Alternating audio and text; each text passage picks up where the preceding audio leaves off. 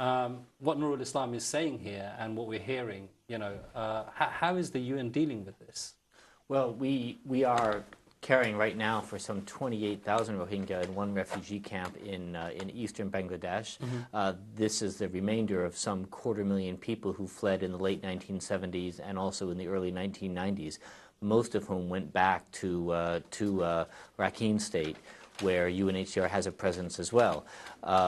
Obviously, at the time they fled, we heard very many dramatic reports about the situations they endured in Myanmar before leaving the country.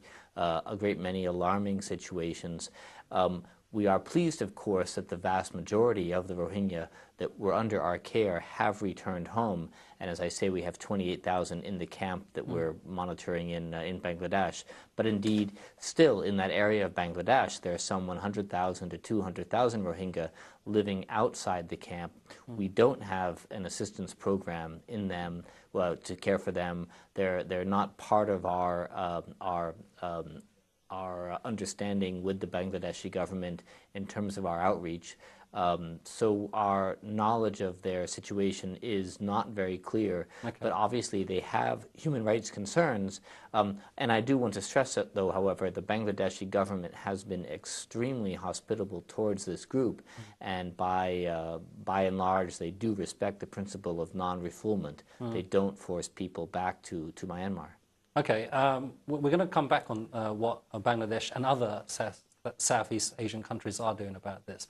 We've got a couple of clips which we'd like you to see. Inshallah, they should be on in a minute on your screen.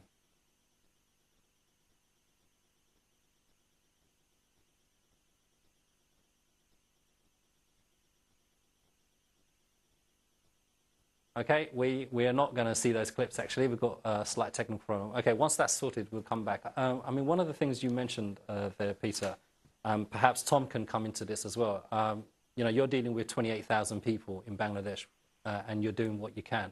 But there's a bigger question here. The question is, we have, a people who live in a geographical area.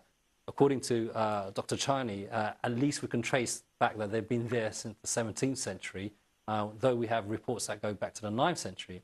But we have the Burmese government or Myanmar government that's come in and revoked their citizenship. And these are people now that have become alien in their own land, alien in their own homes. I mean, what is the UN stance on this? What is the UN doing about that? Well, as you say, they're in a very, very precarious situation. There are, in addition, of course, an estimated 500,000 Rohingya in Saudi Arabia. All these people, of course, are reportedly at risk if they don't have national documents, for example, of Burma, of Myanmar, of becoming stateless. So clearly it's a population that UNHCR advocates on behalf, and of course the rest of the human rights community is very concerned. As you're aware, there have been a number of incidents in recent months with Rohingya, possibly migrants being towed out to sea by various Southeast Asian nations. There have been alarming reports of people shipwrecked, lost at sea, deaths in the most horrific of conditions, and it's been seized by the Association of Southeast Asian Nations, who are following the issue very closely. And clearly that's important too, that they also liaise and dialogue with the government of Myanmar in terms of improving the human rights and working condition of Rohingya in Rakhine State. People should not be without human rights. People should have access to education, well, work, you're etc. talking, Tom, about human rights and everything else. And if I bring Michael Chani in again here, I mean, human rights comes after you have a recognition of the people, that, these people belong to you, that have a state, that you have a duty of care to them. But that's missing. I mean, what Peter Kessler is saying there is that adding up to your understanding historically as well. Well, it's just that the Burmese state has defined them as not being part of Burma, so they're invisible in that sense. So as far as the Burmese state is concerned, they've never been part of Burma. But the Burmese state's handling of history has always been pretty bad on any issue. I mean, Tom, if that's the case, how can they provide this duty of care? This human rights that we're talking about. Well, I don't think we're expecting very much from the Burmese government. The Burmese government is one of the most repressive in the world, and the human rights situation for very many Burmese is, extremely precarious. But among the Burmese people, the Rohingya are simply, by far the most persecuted, the most neglected, and the most at-risk population. And I think Noor al-Islam has itemized quite comprehensively the sorts of political, ethnic, and religious persecution that these people face.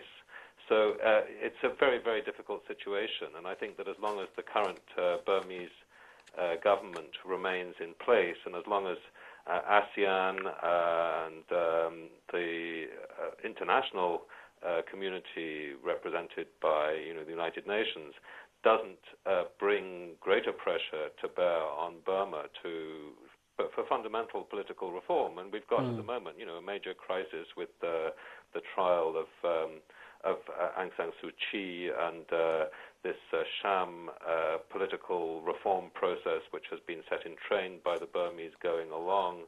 As long as the Burmese don't feel under the kind of pressure that they need to come under to make serious and genuine reform, the human rights of the people of Burma are going to suffer, and among the Burmese people, the Rohingya are going to suffer the most because, for the reasons that we've outlined, the lack of citizenship and so forth. Okay.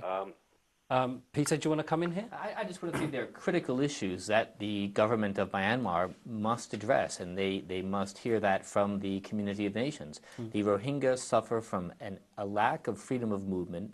They cannot leave their villages. That means they suffer seriously from food insecurity. They do not have enough food or resources to feed their families.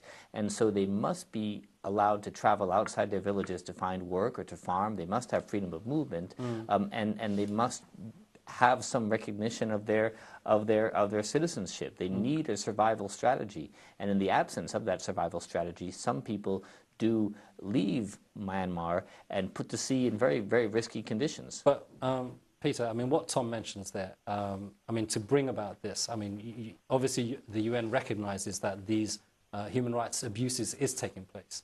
I mean, what pressure are the government of Burma being put under?